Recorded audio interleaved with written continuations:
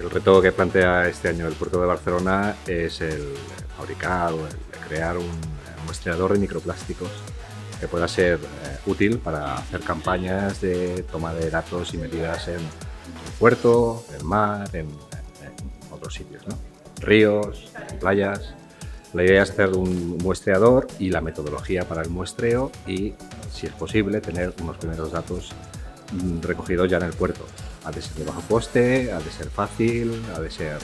La metodología está clara y científicamente está publicada y será un reto bonito de conseguir.